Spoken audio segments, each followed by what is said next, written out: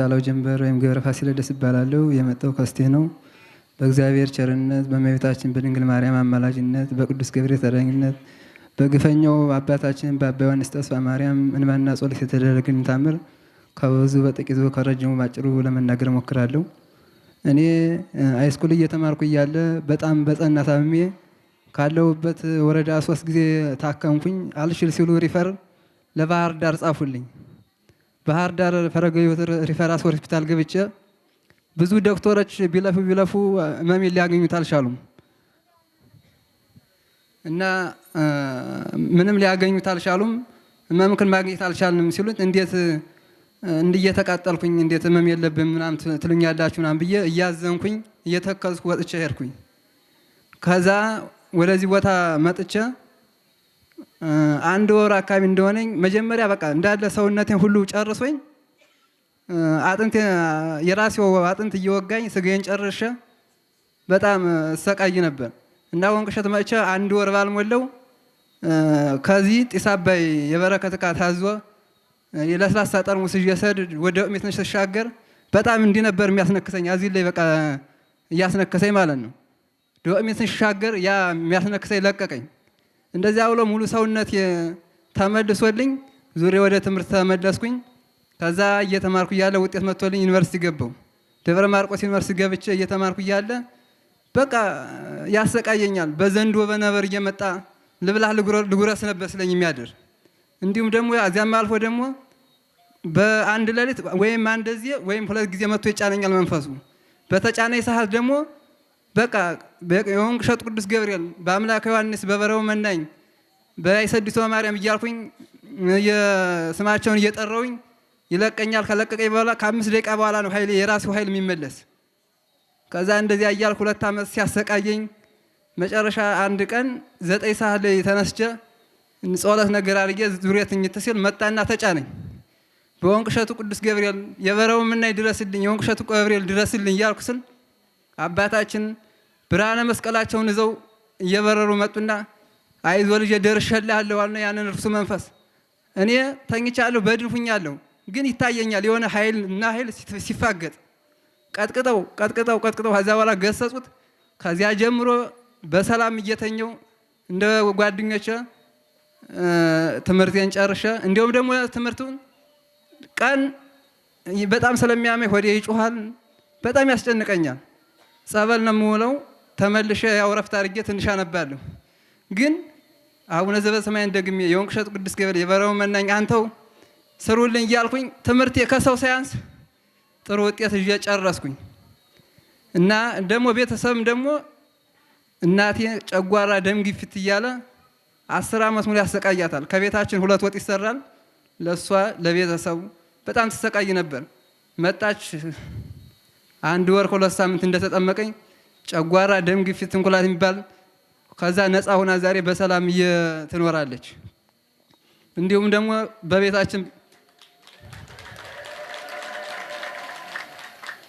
ቤታችን በረከት የለውም ነበር። ይገኛል ግን ያ አመት ሳይሆነው እህሉ ያልቃል። ከዚህ ከመጣው ጀምሮ ዛሬ ቢሸጣ ያልቅ ቢበላ ያልቅ የአመቱ የ2 ዓመት እየሆነ ይገኛል። ይገርመኛል። እኔ እልል ብላችሁ እግዚአብሔርን አመስግኑልኝ።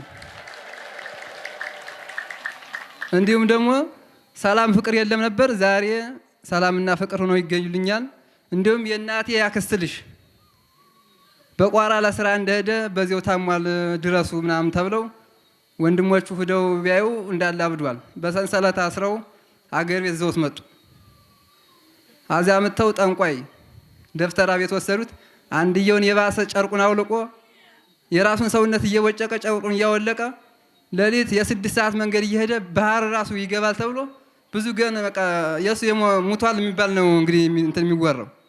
ግን እንደዛው ላይ ይገኛል ሲል ወንድሞቹ አመጡት። እዚህ ወንቅሸት 2 ሳምንት አስጠምቀው ዛሬ ድኖ በቅሎ ገዝቶ ጤፍ እየነገደ ይገኛል። እልላችሁ እግዚአብሔርን አመስግኑ።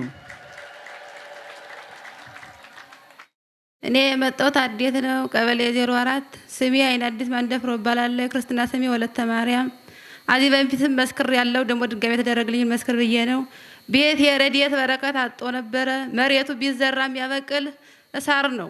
አረሞ ብቻ ነው የሚያበቅል የነበረ። አሁን ግን በእግዚአብሔር ቸርነት በቅዱስ ገብርኤል ተራዳይነት በአባታችን በእንባ ዮሐንስ እንባና ጸሎት በእመቤታችን አማላጅነት ረድኤት በረከት አግኝቻለሁ። ፍሬ በፍሬ እየሆነ በጣም ረድኤት አግኝቻለሁና የደረሰ አምላክ ለእናንተ የሚድረስላችሁ። ገበያ የሚባል ራሱ ምንም አልውልም ነበረ። ተኝታ እየበላች ነበር የሚል የማያውቅ ሰው። አሁን ግን ገበያን ሁሉ እየዋልሁኝ የልቤ ሀሳብ ደርሷልና የኔን ሀሳብ የሞላልን እግዚአብሔር ለእናንተም ይሙላላችሁ። አንድ አጎቴ ደግሞ የቡና ሱስ ነበረበት። በጣም ያመዋል። ቡና አልጠጣ ራሱን ነው የሚያስር። ተፈልቶለትም ራሱ በሉ በሉ እያለ ተሎ ካልተቋደሰ በጣም ያመው ነበረ። አዚያውን ወርሃ ጦሙን እዚህ መጣና አዚያ ዙሮ ሲሄድ እንደው እውነት ቅዱስ ገብርኤል ቡና ያልጠጣልኝ እንደው አውደ ምሕረቱ ላይ ቆሜ መሰክራለሁ ብዬ ነበር። ሂጄ ቡና ምናምን አስቱቶልኛል። ሂዶ ሀገር ቤት ለሏቸው አመስግኑልኝ። ስሜ ምትኬ ፈንታውን እባላለሁ። የመጣሁት ባህር ዳር ዙሪያ ቀበሌ ፈረስ ወጋ ነው። በእግዚአብሔር ቸርነት በድንግል ማርያም አማላጅነት በወንቅ እሸቱ በቅዱስ ገብርኤል ተራዳይነትና በአባታችን በአባ ዮሐንስ ተስፋ ማርያም ባና ጸሎት የተደረገልኝን እንዲህ ስል መሰክራለሁ። እኔ በጣም ታማሚ ነው የነበርኩኝ። ተቃንቼ መሄድ አልችልም ነበር። ወገቤንም ያመኝ ነበር። ሐኪም ቤት ስሄድ የሳምባ ቁስለት፣ ኢንፌክሽን፣ ታይፎይድና ታይፈስ ይሉኝ ነበረ። ወንቅ እሸት ቅዱስ ገብርኤል በመጠመቅ ግን ከዚህ ሁሉ በሽታ ድኜ ተፈውሼ እገኛለሁ። ለእኔ የደረሰ የወንቅ እሸቱ ቅዱስ ገብርኤል የአባታችንን ባና ጸሎት ለእናንተ የሚድረስላችሁ። እንዲሁም ቤተሰቦቼ ደግሞ በጣም ጭቅጭቅና ጠብ ነው የነበረ። ይጣላሉ። መሬታችን ሁሉ እህል ዘርተን አያበቅልም። ሁሌም መጥፋት ነው የነበረ። በግ ከጋጥ አይገኝም የነበረ። እኔ ከዚህ መጥቼ በመጠመቂያ ግን ጋጡ በበግ ተትረፍርፏል። ቤታችን በበረከት ሆኖልኛል። ወላጆቼ ሁሉ ሰላም ፍቅር ሰጥቶልኛል። ለኛ የደረሰ የወንቅ እሸቱ ቅዱስ ገብርኤል አባታችንን ባና ጸሎት ለእናንተ የሚድረስላችሁ። እንደምን ዋላችሁ? እኔ የመጣሁት ከጠገዴ ወረዳ ነው። ስሜ ሰገር ጧፍ ይባላለሁ። የምመሰክረው አሁን ለራሴ ነው። በእግዚአብሔር ቸርነት በድንግል ማርያም አማላጅነት በቅዱስ ገብርኤል ተራዳይነት በግፈኛው አባታችን እንባና ጸሎት የተደረገልኝን እንዲህ ስል መሰክራለሁ። የክርስትና ስሜ ወለተ ስላሴ ይባላለሁ። እኔ ከዚህ በፊት ከብዙ በሽታ ተፈውሻለሁ። ከዚህ ገዳም መጥቼ አምና ደግሞ ይህን ያዘልኩትኝ ህፃን ነፍሰ ጡር ሁኜ ከቤቴ በጣም ካቅም በላይ ታመምኩኝ። እባካችሁ ወንቅ እሸቱ ሰዱኝ፣ አረ እባካችሁ ቅዱስ ገብርኤል ብላችሁ ወደ ወንቅ እሸቱ ሰዱኝ እያልኩ ስለምናቸው አመጡኝ። በግራ ጎኔ የሆነ እንደ ድንጋይ የደረቀ ነገር ሆኖ ጽንሱ አቀማመጡ ትክክል አይደለም ብለውኝ በሕክምና ገና የ3 ወር ነፍሰ ጡር ነበርኩና በጣም ካቅም በላይ እየቆረጠመ ሲያስቸግረኝ ነበር። መተኛትም አስተኛኝ ያስቸግረኝ ነበረ። ምግብ ካቅም በላይ በምግብ ተጎድቼ ነበር። ምን ምግብ አልወስድም ነበር። ከዛ እዚህ መጥቼ ከፋፋቴው ጢስ አባይ ትሽግር የዚህ ፋፋቴው ላይ ስደርስ ከመቀመጫው ሄዶ ሲስተካከልልኝ ታወቀኝ። እልልላችሁ ለወንቅ እሸቱ ቅዱስ ገብርኤል አመስግኑልኝ። ሲቀጥል ደግሞ ለ3 ወር ያህል ተጠምቄ ትክክለኛ ኖርማን ሲሆንልኝ ሄድኩ ወደ ሀገሬ። ከዚህ በፊት ኦፕሬሽን ተሰርቼ ነበርና አንተ የወንቅ እሸቱ ቅዱስ ገብርኤል አይሰዲቱ ማርያም የበረሃው መናኝ ግፈኛው አባቴ መልሰ ከካራ እንዳታገባኝ ብዬ ታስዬ ሄድኩኝ። ከዛ ሄድኩና እምነቱን ጸበሉን ይዤ ሄድኩና እምነቱና ጸበሉን እየተጠቀምኩኝ እየተቀባሁኝ እየጠጣሁ እምነቱን ጤና ጣቢያ ክትትል ብታደርጊ ምን ችግር አለው ብለው ጓደኛ ሲቆጣኝ ሄድኩኝ። ክትትል እያደረኩ ቆየውና የመውለጃ ሰዓት ሲዳረስ ኦፕሬሽን እኮ ተሰርቻለሁ አልኳት። ያቺ ሁልጊዜ የምትመረምረኝ ዶክተር ማለት ነው። አይ ኦፕሬሽን ከተሰራሽማ በሀገራችን ጎንደር ነው ትልቅ ከተማችንና ሂደሽ ከዛ ነው ምትወልጂ እንጂ ምትገላገይ በኦፕሬሽን እንጂ ከኔ አትገላገይም።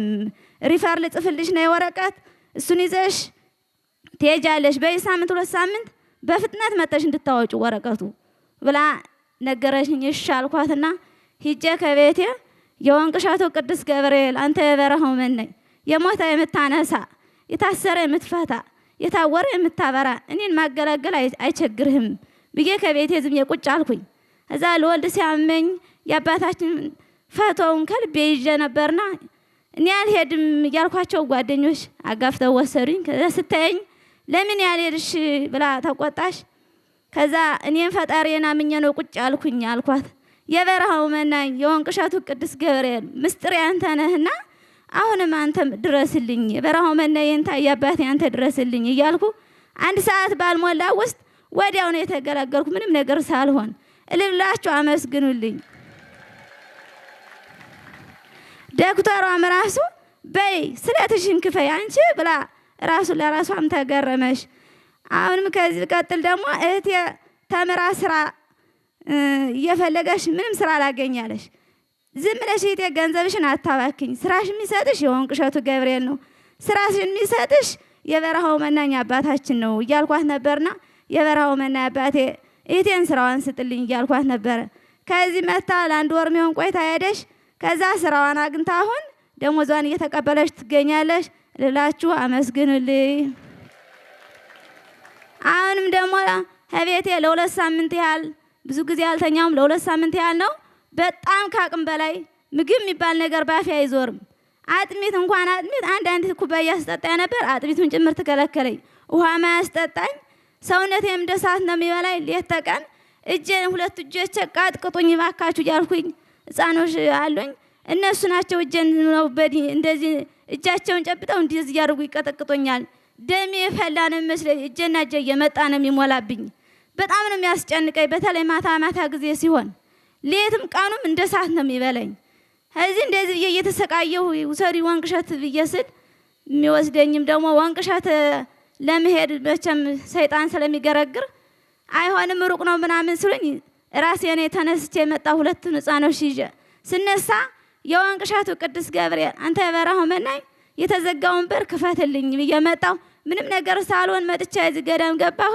ተጠምቄ ይኸው ኖርማል ሁኜ የምፈልገውን እየበላሁ እዛ ሁሉ በሽታ ተፈውሻለሁና እልል ብላችሁ አመስግኑልኝ። አባታችን ወደ ገዳማቸውን ይመልስልን። የአባታችን ጠላቶች ተግራቸውን ስር ይጣልልን። ስላዳመጣችሁኝ አመሰግናለሁ። እኔ የመጣው ከወለጋ ነው። ክልል 4 ተወልጄ ያደግኩ እስከ ወረዳ ነው። ጋጀን ጊዮርጊስ ይባላል ሀገራችን እና መሰክረው ለራሴ ነው። በእግዚአብሔር ቸርነት በቅድስት ድንግል ማርያም አማላጅነት በአባታችን በአባ ዮሐንስ እንባና ጸሎት እኔ መጀመሪያ ጊዜ ቤቴን ሽጬ የቤቱን ዕቃ ሽጬ አገር ላገር አንድ ወንድ ልጅና አንድ ቴብ ብቻ ይዤ አገር ላገር በክራይ ቤት ስዞር ነበረ። ከዚያም በኋላ ታመምኩኝ። ቀኝ እጄ ፈዘዘ። ከዚያም ሄጄ ስርም ቁስል ወጣብኝና አባቴ በ2003 ነው በዚህ ገዳም አመጣኝና በ3 ቀኔ ነው ያንን ቁስል የዳንኩኝ። እግዚአብሔርን እልል ብላችሁ አመስግኑልኝ። ከዚያ በመቀጠል አሁንም ያንን ቤቴን ሽጬ 1 ብር የለም የት እንደገባ አላውቅም። የቤት ዕቃ ብዙ ዕቃ የምሰራበትን ሽጬ ቤቱን ሽጬ ብሩ የት እንደገባ አላውቅም። አገር ላገር ስዞር ከዚያ እዚህ 2 ወር ነው በዛን ጊዜ ተጠምቄ ሂጄ እንደገና የት እንዳገኘሁት ማን እንደሰጠኝም አላውቅም። ፍቅሩም አልገባኝም። አባቴ እንደምን ግድ አባቴ እዳ አርጌው አባቴ በግድ ነው እዚህ ይዞኝ የመጣ ሰው ነግሮት። ከዚያም በኋላ ሂጄ አመት ባልሞላ ምን የመሰለ ቤት ሰራው። እግዚአብሔርን አመስግኑልኝ። ይህን የሚያደርጉ አባት ተራራውን ደርምሰው አለቱን ከስክሰው ገዳማትን ሰርተው እንባቸውን አፍስሰው የደሃዎች አባት አንተ ሀብታም ነህ አንቺ ሀብታም ነሽ ትንሽና ትልቅ የማይሉ አባት ምን አረጉ? ኧረ ምን አርጉ ነው የምትሏቸው? ኧረ ግፉ ይብቃቸው። አባታችን እንፈልጋቸዋለን። እባካችሁ ተውልን። ኧረ ምን አጠፉ የኛ አባት? አልቅሰው ድሃን ሰብስበው ላዳኑ በቅዱስ ገብርኤል በመድኃኔዓለም ቸርነት በእንባቸው በጸሎታቸው ላዳኑን ምን አጠፍተው ነው? አባታችን እንፈልጋቸዋለን። እባካችሁ ተውልን። እናውቃቸዋለን እኮ እኛ እኮ ተጠምቀን ስንወጣ ስንት ጥያቄ ነው ያለብን። ስንት እንደምትሉን እኮ እናውቃለን። አዎ ማየት ማመን ነው። ከመጠየቅ መታችሁ አታዩም ወይ? ከመቅናት ደግሞ እስኪ አንድ ታምር እንዳባታችን እስኪ አንድ ታምር አስቀምጡ። ተራራ ብዙ ተራራ አለና አባታችን እኮ ገዳም ነው ያስቀመጡ፣ ታሪክ ነው ያስቀመጡ። ደሃን ነው የሰበሰቡ አባታችን። ኧረ ምን አጥፍተው ነው? ይበቃቸዋል። እንግዲህ ግፉ። አባታችን ወደ ገዳማቸው ይምጡልን፣ ሀገራቸው ስር ይጣልልን የአባታችን ጠላቶች። እንደምን ዋላችሁ የልዑል እግዚአብሔር ቤተሰቦች እና በእግዚአብሔር ቸርነት በቅድስት ድንግል ማርያም አማላጅነት በቅዱስ ገብርኤል ተራዳኢነት በአባታችን አባ ዮሐንስ ማና ጸሎት የተደረገልኝን ከብዙ በጥቂቱ ለመስከር መጥቻለሁ ማለት ነው። እና ህይወቴ ሙሉ በጨለማ የተሞላ ነበር ማለት ነው። ለምሳሌ እኔ ህይወቴ በጫት ሱስ፣ በሲጋራ ሱስ፣ በሽሻ ሱስ፣ የመጠጥ ሱስ፣ የስካር ሱስ ነበረኝ ማለት ነው። እንደው ማለት ነው ከዚህኛው አልፎም ቀን ላይ ተደብቄ ይውል ነበር። ሌት ወይም ሲመሽ ጊዜ ግን ሁል ጊዜ ወደ መጠጥ ቤት በየባሩ በየሆቴሉ በየስካር ቤቱ ስዞር አድር ነበር ማለት ነው። በጣም ክፉ መንፈስ ነው ይዘኝ ነበር ማለት ነው። ህይወቴ በጨለማ ተሞልቶ ነበር። አሳሰብም ጨለምተኛ ነበር ማለት ነው።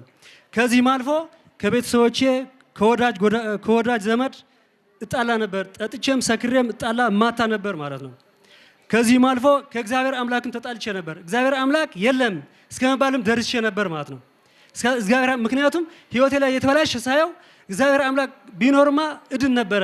ስለዚህ እግዚአብሔር አምላክ የሚባል ነገር የለም እስከ ማለት ደርሼ ነበር ማለት ነው። አሁን ግን ወንቅሸት ላይ ከገባሁ ጀምሮ እግዚአብሔር አምላክ ምን እንደሆነ፣ ሃይማኖት ምን እንደሆነ፣ እምነት ምን እንደሆነ ሁሉ ገብቶኛል ማለት ነው። ከዚህም አልፎ ከቤተሰቦቼ ከወዳጅ ዘመድ ከጥላቻ ወደ እርቅ፣ ከጥላቻ ወደ ፍቅር ተመልሷል ህይወቴ ማለት ነው። ስለዚህ አሁን እንደምታዩት ብርሃን ከጨለምተኛ አስተሳሰብ ወደ ብርሃናዊ አስተሳሰብ፣ ከጨለማ ህይወት ወደ ብርሃን ህይወት ተመልሶኛል። ልቤ በመንፈስ ቅዱስ ተሞልቷል ማለት ነው አሁን። ስለዚህ ለእግዚአብሔር አምላክ እልል ብላችሁ አመስግኑልኝ። እና ርዕሰ ባህታውያን ሊቀ አእላፍ ቆሞስ አባ ዮሐንስ ዘማርያም እድሜያቸው እንደ ሰማይ ኮከብ እንደ ምድር አሸዋ ያብዛልን። እንደገና እድሜያቸው ረጅም ያርገው። እንደ ዋርካ ሁሉም አሳሰባቸውና ስራቸው ያስፋልን።